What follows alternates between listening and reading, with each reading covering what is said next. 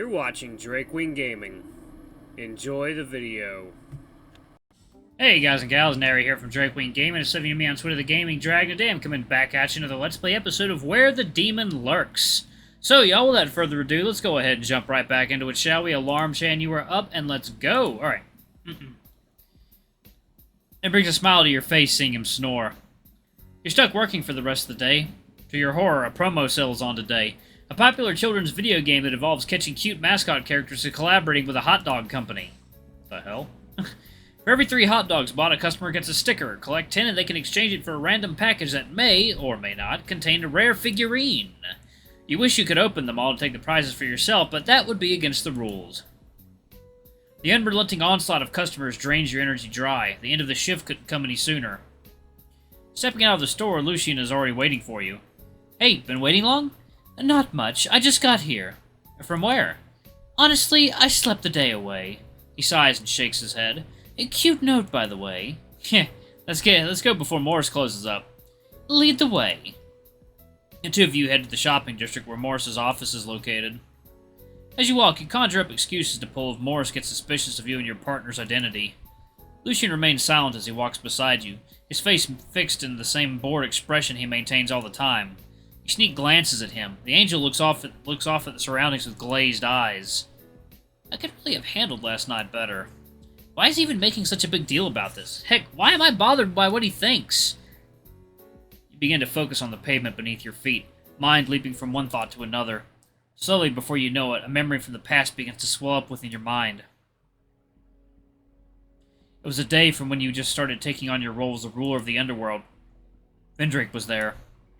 Vendrake, I have a question. Yes, my lord. Did anyone ever try to find out why these souls keep trying to escape? There is no mystery to that. Those embers hate to be tortured. Which brings up the question, why do we torture them in the first place? The soul energy output barely reaches what above makes with their method. Pampering souls, you mean? What challenge is there in granting all their wishes? What we demons do is far more complicated. It's artistic even. I just don't see the point. We need that soul energy to build the underworld, to pay our employees and to keep the world in balance, so why aren't we switching to a more productive method? Vendrake smiled at you, a rarer occurrence than a day where he wasn't telling you off for something. You think just like your father. Always about the end results. You haven't seen the bigger picture, the meaning the tortures inspire. These souls, whether a victim of circumstance or by their own free will, make choices that brought about suffering to those around them. The suffering they go through now is a reflection of the anguish they placed on the others before. As much as they despise it, they must suffer for they are to be an example to our mortal life, to push them towards living an honorable life. Sometimes the end goal is meaningless if the methods used to achieve it ruins whatever value that goal had in the first place. Kobu! Blinking, Lucian's yell pulls you out of your own thoughts. You turn around in an unfamiliar alleyway to meet Lucian's vexed expression. He makes you feel like a sheep who strayed too far from the flock. Watch where you're going. You nearly walked into a wall. Oh, sorry. As Lucian walks ahead, you're left pondering. I wonder, is this the same thing? Oh, shut up, brain. Stop doubting yourself. We need his help. Screw the truth. Approaching the office, you see a flight of stairs on the side of the building leading to the second floor. Right above the entrance to the stairs is a sign that reads, Morris Boris, Exorcism Extraordinaire. You and Lucian exchange silent nods as you make your way up. Morris sits behind a worn-out-looking desk tinkering with his watch. Give me a minute. I'm just working on recharging this watch. And no, it's not working. Morris looks up at you. Oh, hey, it's you two. Take a seat. I've got coffee or tea if you'd like. Neither. Please, I need your help. Come on, I brew a mean cup of joe. That's coffee! What about you? He turns his attention to Lucian. I want to say, Lucy? It's Lucian. Also, no, I'm not thirsty. Well then, it's down to business. You guys came at a great time. Morris takes out a briefcase and shows you its contents. What do you need? I've got charms for ghosts and all kinds of pure salts for your curse removal needs. You take a deep breath to steady your nerves. I need to help with saving King. He was kidnapped by a demon that attacked the store. Well, I don't hear that every day. I never suspected King would be someone to mess around with the demons, though. He looks so timid. No, it wasn't his fault. He took a demon's attack that was meant for me. Now the boss of these demons are sending more of them after me. You? Why are demons going after you? Her eyes dart over to Lucian. The angel is leaning back, watching in stone-cold silence. Because... You look at the table. Because in college I was in a super goth phase, and I accidentally summoned a demon, and, I wished for something. Didn't honor the bargain. I've been on the run since. Morris and Lucian's jaw drops. This is a joke, right? You two are trying to pull a prank or something? Morris raises an eyebrow at Lucian, but the angel just shrugs it off. Okay then, what did you sacrifice to summon this demon? Oh, crap, I can't quite remember, but I think it was a hamster from a store? What? You're describing a demon capable of ordering other demons to go after you. That is at least a general class demon. You should have needed to sacrifice a person to get them to even speak to you on this plane of existence. Fuck. Your hands tremble. Your heartbeat is climbing as you search for ways to explain yourself out of this. Morris points at the dog. And this has been bothering me the most. What is his role in all this? I'm sure Kobu can explain for me, can't you, Kobu? He smiles mischievously at you. 1 second, y'all. Water time.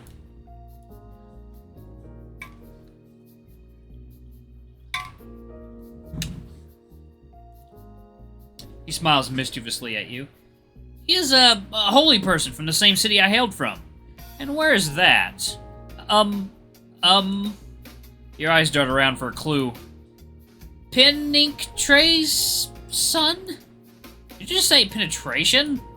Sorry, but this is getting too convoluted for me. I don't have time to waste on a prank. Nope, wait! You raise your hands to get him to not close the discussion so soon. Fine, I don't have a choice. This is the truth, formally. I was the demon lord of the underworld. And a few years back, I was kicked out by one of my generals, and I've been on the run since. King was kidnapped. I won't lie about that. That's why I need your help to find out how to open the underworld gate here. We're up against demons that will show up at any time to kill me, and I have no way to stop them. Lucian sits upright. This part I can vouch for on my authority as an angel. An angel? Yes, I was sent by God to get Kobu back to the underworld and assume his rightful place as a demon lord. You can't expect me to believe I have a demon and an angel working together in front of me. Lucian leans forward and conjures a feather in his hand. Neat trick. I can pull cards out of a deck, too. With a snap of his finger, the feather floats midair and shoots to the ceiling, burying itself like a knife before dissipating away. Morris stares at the feather, then back at both of you, then back to the feather several times.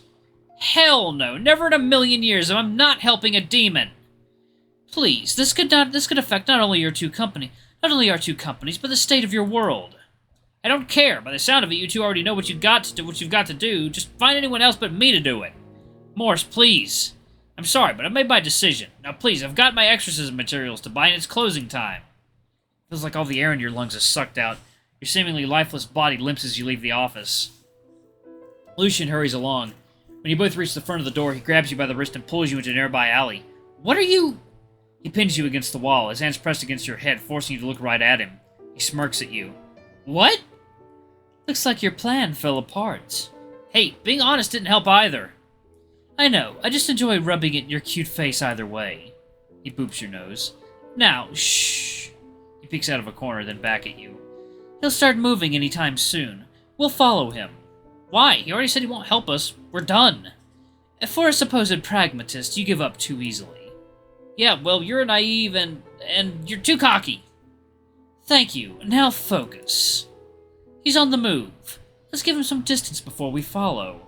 Again, why? He might not be willing to help us, but he did say he's restocking exorcism materials. Odds are we could at least meet someone who knows other exorcists. That's a gamble. Better than going home empty-handed. On that, I agree. Once Lucian's certain that Morris is far enough away, you tail him carefully. You've been following Morris for about an hour. Your feet ache and the streets are dark. He enters the housing residence, turning corners here and there. Looking around, you realize many of these houses have been put up for sale. Their lawns are overgrown with scourges of mosquitoes buzzing about. You struggle to keep up with Lucian, but eventually Morris stops. Both of you are at a corner from where Morris is. The mosquito is not far behind to chase their new prey. You put your annoyance of the buzzing pests aside as you and Lucian press up against the wall and hear the conversation Morris is having. Oh my god. That is a big cobra man. Second, y'all. Jen. Morris. You catch a glimpse of the other person. He's taller than the boar by about a head. His frame is hidden behind an oversized tan, tattered-looking coat. Next to his feet is an old blue can. Ooh, that could be a piss can. Shh. Oh, Morris, must you really spend this beautiful date night talking to the likes of me? Shut up and just give me the goods. With that mouth, no wonder you're single. The tall person hisses. Here. He pulls out a paper bag that Morris snatches away. The boar checks the contents of the bag. His ears rise up as he grips the bag tightly. Why do I count only 5 batteries? The deal was 8! The cost of manufacturing those batteries is rising, Morris, my boy. Everyone's in a tight spot in this economy, and I'm no different. But I need them! And get more money or not, doesn't really matter to me. You scumbag! Please, feel free to take your business elsewhere. Oh wait, there isn't anyone else. How sad. Morris growls and stomps off into another corner. The guy some kind of magic salesman? Maybe, but don't you think there's something weird about his appearance? Not really. He's like some homeless guy. Come on. Kobu, wait. You step out of the shadows to approach Jin. Hi there. Who goes there? Jin turns with a flourish and brandishes a knife. Up close you see that he's an average-looking brown snake brandishing a less-than-average-looking knife. Whoa, calm down. Adrenaline courses through your veins. You raise your hands up in self-defense. There's no telling what this guy could do. Put that down. Not until you clowns identify yourselves. We're friends of Morris, that's all. Ha! Morris has no friends. You must be from that cult. Your insane leader finally has the balls to make a move, is it? No, we're not from anyone. Come on, put the knife down and we can talk. You're breathing faster and faster. The snake leaps towards you, but Lucian intercepts and blocks the strike with a quick swing of his dagger-like feather. Just as the feather appears instantaneously, he removes it just as fast to avoid the snake from noticing what he did. Their hands move in a flurry. The snake relentlessly stabs at the dog, who barely evades each strike. One of the attacks manages to land, cutting through his right arm. Lucian counters with a kick to the snake's face. Jin takes the full brunt of the hit, toppling back but stopping his fall with his tail and bouncing back up again. Instead, you notice something happening to the snake's form, as though a layer of static is applied to him. Lucian makes a strike for the snake's face again. Jin blocks it in time, but he leaves himself wide open. With his free hand, the angel grips at Jin's abdomen. Lucian's right hand glows brightly as he blasts the snake away. The sound of glass breaking emanates through the air. Jin stumbles back. Wave-like motions form around him. His appearance morphs away into something else. What in the world? You watch, stunned. The snake is neither demon nor angel. Whatever power he radiates is a different class of being. The snake spins his blade and conjures another from thin air. Now, why did you go and do that? Second, no? No matter. Now I can kill you easier. Black smoky tendrils erupt from his back, each holding the same knife. The shadows lunge towards both of you. Turn flesh to ice. Capture this moment in icy prison. By my name, suspend my foe in time. Beku. A gust of icy cold wind blows from the assailant's back. No! Layers of white ice form around them, their black tendrils slow to a stop, unable to reach you. In an instant, Jin is frozen. His smoky tendrils shatter, leaving only his frozen body behind.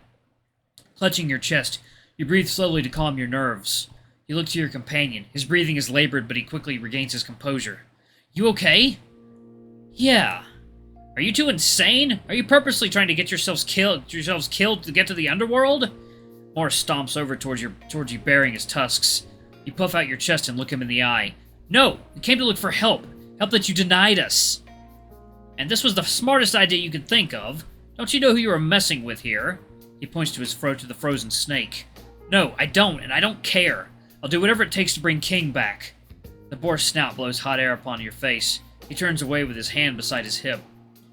Please, if not for me, I could at least do this for King. You know he isn't a bad person. He needs help. Morris, hear him out. I wouldn't go out of my way to get another mortal's help if it wasn't the only option. The exorcist turns and locks eyes with you. This alpaca friend of yours really means that much to you? I wouldn't be standing here without him. He turns around for a minute without saying anything.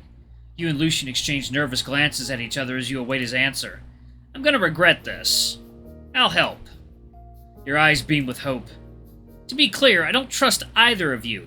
You've just demonstrated that you're both capable of causing deadly trouble just by showing up in places.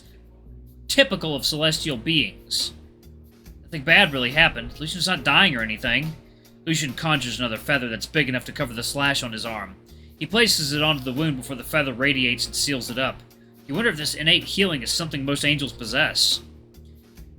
At the cost of my very expensive and limited charm, which I had to use on the same guy who sold it to me. Anyways, I figure it would be better if I keep a close eye on you two. However, there's one condition. Once all this is over, both of you must leave Kippleton. But that means saying farewell to King, farewell to the life you've made here. You struggle to form the words, but you know what must be done, for King's sake. So you nod, your voice breaking as you speak. All right, help us, and it's a deal. Good. What do we do with this giant popsicle, though? We gotta lock him away or finish him off. They're a mythical creature. They're dangerous. Yes, they're dangerous, but we also need their help. You mentioned something about a gate. Yeah, there's a gate built into the underworld in town, but there are locks on it we can't open. Jen might know about it. Him? You walk over and tug at his thumb. I don't know if we can trust him. He did try to kill us. Crack. Oh, shit! By accident, the snake's thumb is broken off. Hey, don't mess with that. The spell is just about to wear off. We should give it a try. Mythical creature or not, we don't have any other way around this. Unless Morris... Do you know how to get to the underworld? Alright, y'all, I'm gonna go ahead and pause it right there. Thank y'all so much for watching. Don't forget to like, comment, subscribe, ring that notification bell. Leave a super thanks or tip if you can. It always helps. Until the next video, I love you all. I'll see you next time. Bye-bye!